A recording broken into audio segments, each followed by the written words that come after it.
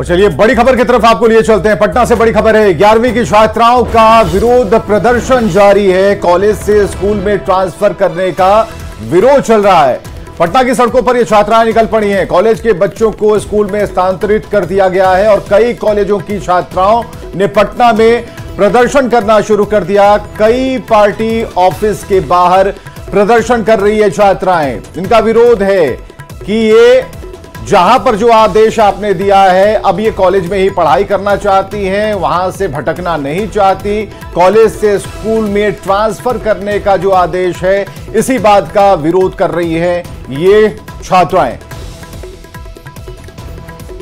11वीं की छात्राओं का प्रदर्शन लगातार जारी है। जेडी विमेंस कॉलेज की छात्राओं ने सबसे पहले इसका विरोध किया, उसके बाद पटना की सभी सड़कों पर इसका हर रंग देखने को मिला है, क्योंकि छात्राएं मानने को तैयार नहीं है। छात्राएं ये कह रही हैं कि भाई उन्हें पढ़ाई करनी है और जैसे वो पढ़ाई करती आ रही थी, हमें पढ़ाई करने दिया जाए, इधर से उधर स्थानांतरित ना किया जाए। एक बड़ा आदेश, और इस आदेश के विरोध में ये छात्राओं की जो भीड़ आप देख पा रहे हैं, ये बता रही है कि उस फैसले को मानने के लिए तैयार नहीं है। पटना से हमारे साथ हमारे सहयोगी संजय कुमार मौजूद हैं। संजय, छात्राएं मानने को तैयार नहीं है, लेकिन छात्राएं नहीं मानेंगी तो उस आदेश का होगा क्या? देखिए, सबसे बड़ी बात है केवल छात्राएं नहीं है, सैकड़ों की संख्या में छात्र भी और राजधानी पटना के कई कॉलेजों के छात्र छात्राएं ये। और आज इनका प्रदर्शन जो पॉलिटिकल पार्टीज हैं उनके स्टेट ऑफिस पे हो रहा है। सबसे पहले ये जदयू पहुंचे, आरजेडी के पास पहुंचे और फिर ये पहुंच गए बीजेपी के पास। और अजीबोगरीब स्थिति यहाँ देखने को मिली। पुलिस ने बल प्रयोग करने की कोशिश की, कुछ छात्रों को हिरासत में लिया गया, उन्हें जबरन थाने ले जाया गया। उस दौरान पुलिस ने जो बल प्रयोग किया, उसके विरोध में छात्राएं उतर गई सड़क पर। पुलिस की गाड़ी को चारों तरफ से घेर लिया। इतने में बीजेपी के कई जो नेता थे, प्रवक्ता कुंतल कृष्ण समेत कई नेता पहुंच गए मौके पर। और उसके बाद यहाँ पर अफरा तफरी का माहौल मच गया। जो बीजेपी नेता है वो खिलाफ हो गए पुलिस के। उनका कहना था कि ये जो स्टूडेंट्स हैं, ये हमारे बच्चे, ये हमसे वार्ता करने के लिए आए हैं, ऐसे में पुलिस को बल प्रयोग नहीं करना चाहिए था। एक सब इंस्पेक्टर जो बल प्रयोग कर रहे थे, उनको जबरन बीजेपी नेता अपने साथ अंदर लेते गए, बीजेपी प्रदेश कार्यालय के अंदर। वहां पर फिर उनसे बातचीत की गई। तो अभी भी जो छात्राएं हैं वो पुलिस की गाड़ी को घेरी हुई हैं, आगे बढ़ने नहीं दे रही हैं। अजीबोगरीब माहौल है। इनकम टैक्स गोलंबर से लेकर बीरचंद पटेल पथ पर चारों तरफ इस वक्त जाम लगा हुआ है। पुलिस की गाड़ियां भी घेरी गई हैं, छात्र लगातार प्रदर्शन कर रहे हैं और माहौल बिल्कुल अफरा तफरी का है। विवेक, बिल्कुल, ये तो विरोध की बात हो गई। इसके बाद होना क्या है? ठीक है, ये विरोध जारी रहेगा, हर पार्टी दफ्तर के बाहर ये चीजें देखने को मिलेंगी। हमें जरा बताइए इसके आगे होना क्या है? सरकार ने दरअसल कैबिनेट में फैसला लिया था कि स्कूलों में अब पढ़ाई होगी 11th और 12th की। तो सरकार का फैसला जो है उसको अमली जामा बनाने का काम शुरू कर दिया गया था, नोटिफिकेशन भी जारी कर दिया था। लेकिन जो स्टूडेंट हैं उनका ये तर्क है कि इस बार आप एग्जाम जो है, जो 23 से 25 का बैच है, उसको आप कॉलेजों में, क्योंकि उनका एक साल पूरा हो गया, तो दूसरा साल भी उनका कॉलेज नहीं होने दीजिए। और उसके बाद फिर आप नेक्स्ट जो सेशन होगा उससे आप कॉलेज में बंद कर दीजिए पढ़ाई, स्कूलों में पढ़ाइए। लेकिन फिलहाल कोई इनका आरोप है कि कोई सुनने वाला नहीं है। शिक्षा विभाग में ये पहुंचे थे, लेकिन वहां भी इनका कोई नहीं सुन रहा है।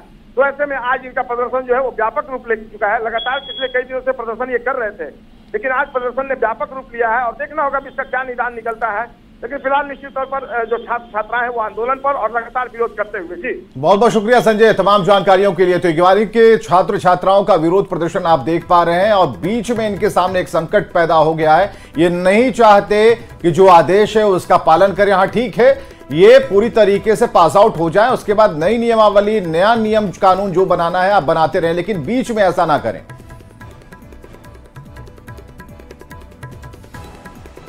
तो बिहार में इंडी गठबंधन में सीट बटी नहीं। आरजेडी ने उम्मीदवारों को सिंबल बांटना शुरू कर दिया है।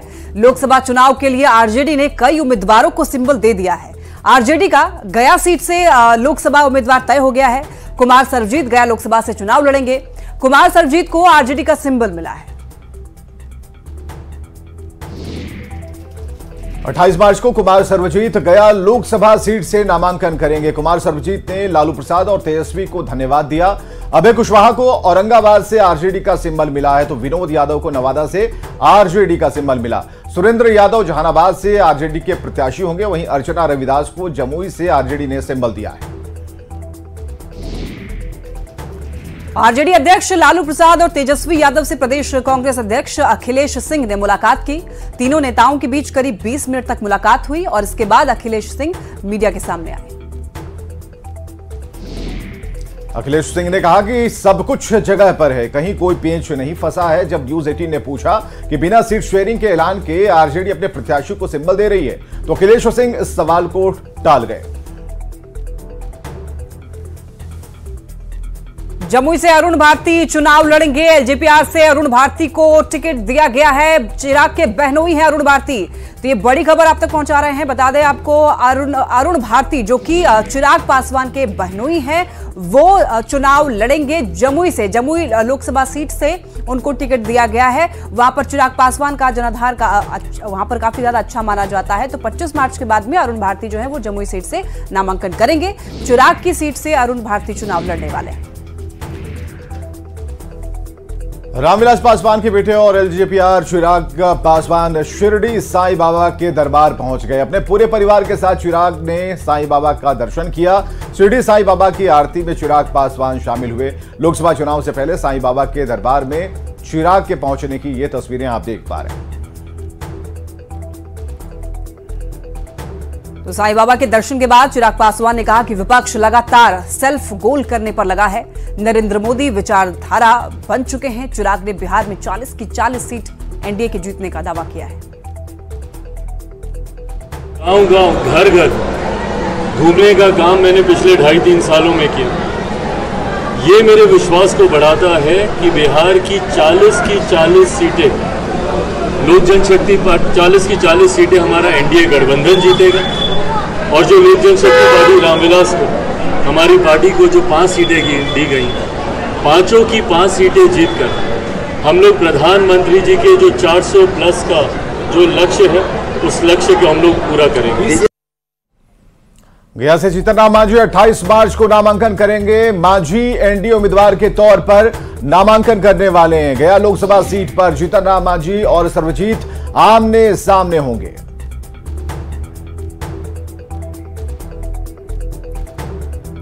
राहुल गांधी और सोनिया गांधी ने प्रेस कॉन्फ्रेंस कर मोदी सरकार पर हमला बोला। कांग्रेस के सभी अकाउंट फ्रीज करने पर सवाल उठाए। कांग्रेस ने कहा कि निष्पक्ष चुनाव के लिए लेवल पोलिंग फील्ड होना जरूरी है। राहुल गांधी ने यह भी कहा है कि पार्टी के सभी अकाउंट फ्रीज कर दिए गए हैं।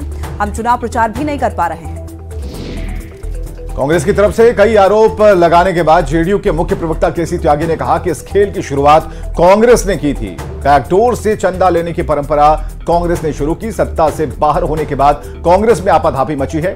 कांग्रेस ने इतने पैसे इकट्ठे कर लिए कि खाते को फ्रीज करना पड़ा। जब चिदंबरम गृह मंत्री थे, उस वक्त ईडी और आईटी को मजबूत किया गया था, जिसका खामियाजा आज कांग्रेस को भुगतना पड़ रहा है। बैकडोर से चंदा लेने की परंपरा कांग्रेस के शासनकाल में शुरू हुई। 1971 में श्रीमती इंदिरा गांधी के रिजीम में पहली बार चुनाव महंगे हुए। विपक्षी दलों को पूंजीपति और समर्थ लोग पैसा नहीं देते थे। तमाम पैसा ब्लैक मनी के रूप में कांग्रेस पार्टी के नेताओं को दिया जाता था। हमें खूब अच्छी तरह से याद है, आपातकाल में जब हम जेल से आए थे, हमें जनता ने चंदा दिया और पूंजीपतियों ने कांग्रेस पार्टी को पैसा दिया। अब वो सत्ता से बाहर है। कुछ खेल के नियम बदले हैं जिस पर उनकी आपाधापी है, और इतना पैसा उन्होंने इकट्ठा किया था कि कांग्रेस पार्टी के भी खाते सीज करने पड़े और कुछ नेताओं के। तब श्री चिदंबरम साहब देश के गृह मंत्री थे। ईडी को और आईटी की जो फंक्शनिंग है उसको इतना सुदृढ़ तभी बनाया गया था, जिसका खमियाजा आज कांग्रेस पार्टी के नेताओं को भी भुगतना पड़ रहा है। और रांची से ये बड़ी खबर, सीता सोरेन को जेड कैटेगरी की सुरक्षा दी गई है। आपको बता दें कि केंद्रीय गृह मंत्रालय का ये फैसला है। सीता सोरेन को जेड कैटेगरी की सुरक्षा देने की राज्य सरकार ने आपको बताते चले कि केंद्रीय गृह मंत्रालय का यह फैसला था कि राज्य सरकार ने वाई श्रेणी की सुरक्षा दी थी। अब बीजेपी में शामिल हुई हैं सीता सोरेन। दिल्ली में कांग्रेस सीसी की बैठक आज। झारखंड में सीट बंटवारे पर चर्चा नहीं होगी। सीट शेयरिंग पर अलायंस में माथापच्ची जारी और आरजेडी के रुख से यह पेंच फंस गया है। पलामू चतरा पर आरजेडी की दावेदारी और कांग्रेस आरजेडी में यह मामला फंसा हुआ है। होली के बाद कांग्रेस प्रत्याशी का ऐलान संभव लगता है। और झारखंड में इस बार लोकसभा चुनाव में असदुद्दीन ओवैसी की पार्टी एआईएमआईएम भी मैदान में उतरने की तैयारी कर रही है। इससे कई लोकसभा सीटों पर न केवल सियासी समीकरण बदलेगा बल्कि मुकाबला भी रोचक हो जाएगा। एआईएमआईएम के प्रदेश अध्यक्ष मोहम्मद शाकिर ने बताया कि राष्ट्रीय अध्यक्ष असदुद्दीन ओवैसी के समक्ष 6 सीटों पर चुनाव लड़ने का प्रस्ताव दिया है और इस पर अंतिम फैसला अब सिर्फ नेतृत्व को ही लेना है। 5 से 6 सीट की प्रपोजल हम लोगों ने दिया है। उसमें सबसे प्रथम आपका राजमहल है, जहां 6.5 लाख प्लस मुस्लिम वोटर्स हैं, एसटी रिजर्व है। दूसरी गोड्डा है। तीसरी सीट में हजारीबाग, गिरिडीह और कोडरमा में कोई एक सीट, और रांची और चतरा, इन सीटों पर। और रांची और चतरा जो 2 जनरल सीट्स है, इस पे हम लोगों ने क्रमशः एसटी और एससी कैंडिडेट्स के लिए प्रपोजल दिया है। झारखंड बीजेपी आरोप पत्र तैयार कर रही है। विधायक सीपी सिंह प्रदेश संयोजक बने। जेएमएम कांग्रेस सरकार के खिलाफ आरोप पत्र तैयार कर रही है। आपको बता दें कि भ्रष्टाचार, पत्थर, बालू खनन और हत्या का यह मुद्दा है और आरोप पत्र में 80 बिंदुएं शामिल होंगी।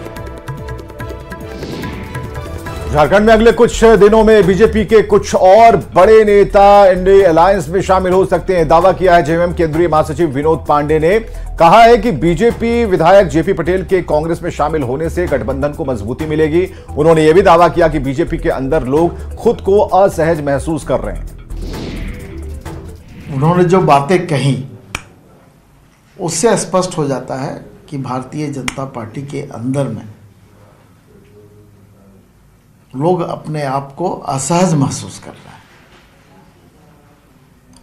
मेरे समझ से अभी और लोग इस संदर्भ में बातचीत कर रहे हैं और बहुत जल्द इसका भी पटाक्षेप होगा। और जयपुर से एक बड़ी खबर सामने आई, जहां पर जैसलिया गांव में भीषण और दर्दनाक हादसा हुआ। आग में एक ही परिवार के 5 सदस्य जिंदा जल गए, जिसमें से 3 बच्चे और उनके माता पिता, उन सभी की यानी कि 5 लोगों की मौत हो गई। वो 5 मोतिहारी के आपको बता दें कि मधुबनी गांव का वो परिवार जो था वो रहने वाला था। खाना पकाते समय गैस सिलेंडर में रिसाव हुआ और इससे ब्लास्ट हुआ।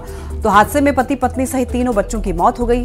पुलिस और एफएसएल टीम जांच पड़ताल में जुटी हुई है। पति राजेश यादव, पत्नी रूबी, 7 साल की बेटी जो कि ईशू और एक और 3.5 साल की भी बेटी थी। एक 15 महीने का बेटा भी था।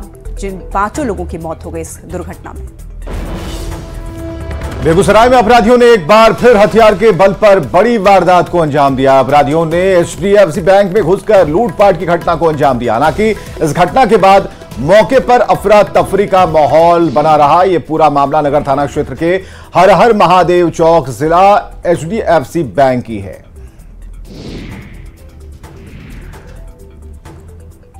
तो शिक्षक नियुक्ति पेपर लीक कांड के 3 आरोपियों से ईओयू पूछताछ कर रही है। जिन 3 अभियुक्तों से ईओयू पूछताछ कर रही है उसमें विशाल कुमार चौरसिया उर्फ विशाल कुमार, अभिषेक कुमार और विकी कुमार शामिल हैं। इन तीनों से पूछताछ को लेकर के ईओयू ने सवालों की लंबी लिस्ट तैयार रखी है। विशाल ने ही कोलकाता के प्रिंटिंग प्रेस से पेपर लीक होने की जानकारी ईओयू को दी थी गिरफ्तारी के समय। अब आज ईओयू इस प्रश्न का जवाब इन तीनों से हासिल करना चाहेगी कि सॉल्वर गिरोह को इस बात की जानकारी किसने दी। और चतरा से एक बड़ी खबर, जेपीएससी परीक्षा में हंगामा का ये मामला और हंगामा करने वाले 43 छात्रों पर मामला दर्ज किया गया है। केंद्राधीक्षक ने प्राथमिकी दर्ज कराई है। पेपर लीक मामले में हंगामा करने का आरोप लगा है उन पर। वहीं झूठे आरोप से परीक्षा प्रभावित करने का भी आरोप लगाया गया है। हालांकि एसआईटी जांच में एसआईटी की जांच में ये जो आरोप हैं वो खारिज हो चुके हैं। उपेंद्रनाथ वर्मा कॉलेज सेंटर का ये पूरा मामला बताया जा रहा है। बंगाल में झालदा के कांग्रेस पार्षद तपन कांदू की हत्या मामले की जांच में सीबीआई की टीम को बोकारो पहुंची और सीबीआई की टीम के साथ एनडीआरएफ की भी टीम है। जांच टीम ने करीब 4 घंटे तक गरगा डैम में सर्च ऑपरेशन चलाया। इस दौरान हत्या में इस्तेमाल हथियार की खोज की गई। 12 सदस्य वाली एनडीआरएफ की टीम ने 2 मोटर बोट से डैम में सर्च अभियान चलाया, लेकिन कुछ भी नहीं मिला। सूत्रों से मिली जानकारी के मुताबिक गिरफ्तार आरोपियों की निशानदेही पर यह कार्रवाई की गई। आपको बताते चलें कि साल 2022 में पुरुलिया के झालदा में तपन कांदू ने अपने भतीजे और टीएमसी के प्रत्याशी को हराया था, जिसके बाद उनकी हत्या कर दी गई थी। कोर्ट ने सितंबर 2022 में इस मामले की सीबीआई जांच का आदेश दिया था, जिसके बाद से कार्रवाई जारी है। और पटना से बड़ी खबर आ रही है। रीतलाल यादव लालू प्रसाद यादव से मिलने पाटलिपुत्र पहुंचे। लालू तेजस्वी से मिले हैं और आरजेडी विधायक रीतलाल यादव पाटलिपुत्र लोकसभा सीट को लेकर बिल्कुल इच्छुक हैं। रीतलाल का बड़ा बयान भी सामने आया है। पाटलिपुत्र सीट पर उन्होंने दावा ठोका है। लालू प्रसाद चाह रहे हैं कि मैं पाटलिपुत्र से चुनाव लड़ूं, यह कहना है रीतलाल यादव का। लालू प्रसाद की चाहत रीतलाल बता रहे हैं और उन्होंने कहा कि यहां से चुनाव लड़कर जीतूं, ऐसा लालू प्रसाद चाहते हैं। और उन्होंने कहा कि मैं पाटलिपुत्र सीट के लिए पूरी तरह से तैयार हूं।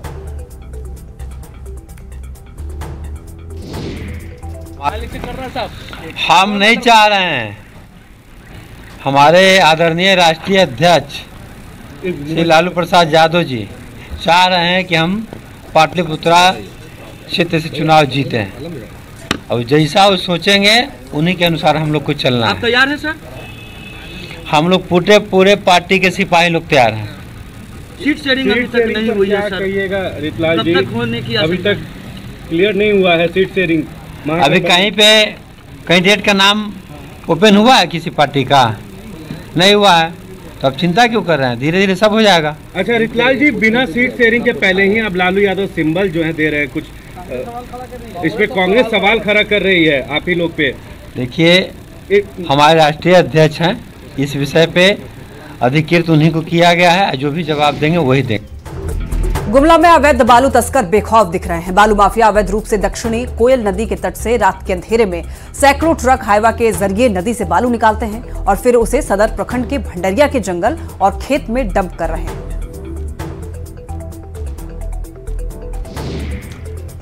कोयल नदी पर बने पुल के नीचे से बालू निकालने से पुल का पिलर धंसने का डर सता रहा है। रात के अंधेरे में हाईवा के जरिए रांची ले जाकर इसे बेचा जा रहा है। इससे सरकार को करोड़ों रुपए के राजस्व का नुकसान भी हो रहा है। खनन विभाग पर कार्रवाई नहीं करने के भी आरोप लग रहे हैं। लोगों का यह भी आरोप है कि बालू उठाव के लिए जाने वाली हाईवा से सड़क पूरी तरह से टूट गई है और लोग परेशान हैं, उन्हें आने जाने में परेशानी हो रही है।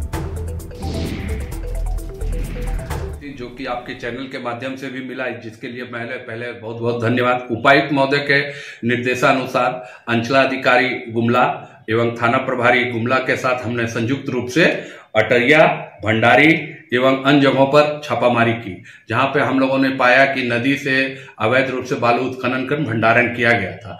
उन सभी बालू को जब्त कर लिया गया है, जो लगभग 1,35,000 घनफीट है, और उन सब अवैध कर्ता को चिन्हित करते हुए उनके विरुद्ध नियम संगत कार्रवाई की जा रही है। धनबाद पुलिस ने प्रतिबंधित और अवैध लॉटरी कारोबार पर बड़ी कार्रवाई की है। सिंदरी डीएसपी के नेतृत्व में जोरापोखर पुलिस ने जामाडोबा और बड़की टांड में अवैध लॉटरी कारोबारी तनवीर अहमद के गोदाम में छापेमारी की। इस दौरान 11 बोरे में भरा प्रतिबंधित लॉटरी टिकट बरामद किया गया और लॉटरी की कीमत लाखों में बताई जा रही है। वहीं 2 आरोपी को गिरफ्तार किया गया है। छापेमारी के दौरान भनक लगने से मुख्य सरगना तनवीर फरार हो गया। पुलिस को सूचना मिली थी कि तनवीर अवैध लॉटरी के कारोबार में शामिल है। वहीं झरिया थाना क्षेत्र में निकी और अजय पर भी बड़े पैमाने पर अवैध लॉटरी का धंधा चलाने का आरोप लग रहा है। जमशेदपुर में बिष्टुपुर पुलिस ने ब्राउन शुगर गिरोह का खुलासा किया है और गिरोह में शामिल एक महिला के साथ ही 5 लोगों को गिरफ्तार किया गया है। इन लोगों के पास से 44 पुड़िया ब्राउन शुगर के साथ ही 15,000 कैश और 4 मोबाइल फोन भी जब्त किए गए हैं। पुलिस के मुताबिक ये गिरोह शहरी इलाके में ब्राउन शुगर बेचने का काम करता था। गिरोह में शामिल दूसरे अपराधियों की तलाश में पुलिस की टीम छापेमारी कर रही है। डीएसपी ने नशे के कारोबार में शामिल लोगों को कड़ी चेतावनी भी दी है। खबर जमशेदपुर से है, जहां टाटानगर रेलवे स्टेशन पर ट्रेन से उतरने के दौरान एक महिला रेल यात्री ट्रेन और पटरी के बीच में गिर गई। इस दौरान मौके पर मौजूद आरपीएफ जवान रिंकू मंडल ने उसकी जान बचाई। तो ये जो पूरी घटना है वो वहां पर लगे सीसीटीवी कैमरे में कैद हो गई। टाटानगर स्टेशन के प्लेटफॉर्म नंबर 4 पर चलती ट्रेन से एक महिला उतर रही थी और इसी दौरान संतुलन बिगड़ने से एक महिला ट्रेन और प्लेटफॉर्म के बीच गिर गई। इसी बीच महिला जवान ने उसे सुरक्षित बाहर निकाला। हादसे की शिकार महिला जमशेदपुर के बारीडीह की रहने वाली है। सरायकेला में अब तक आतंक मचा रहे तेंदुए ने अब अपना लोकेशन बदल लिया है। पहले गम्हरिया के आरएसबी प्लांट के आसपास तेंदुआ दिखा था, जिसके बाद अब उषा मार्टिन की तरफ तेंदुए के पैर के निशान मिले हैं। तो वहीं वन विभाग की ओर से 5 से 6 वन कर्मियों की टीम बनाई गई है, जो गांव-गांव घूम करके लोगों को जागरूक कर रहे हैं। वन विभाग भी मोशन कैमरे की सहायता से तेंदुए की तलाश में जुटा है। इधर आज 5वें दिन भी तेंदुए की तलाश में सर्च ऑपरेशन चलाया जा रहा है। हजारीबाग में JSLPS संस्था से जुड़ी महिलाएं पेटो दारू के ग्रामीण सेवा केंद्र में हर्बल गुलाल बनाने में जुटी हैं और इस सेंटर के गुलाल की डिमांड रांची के साथ ही धनबाद, कोडरमा, रामगढ़ और चतरा सहित कई और जिलों में होती है और इस बार महिलाओं को अब तक 3 क्विंटल गुलाल बनाने का ऑर्डर मिला है।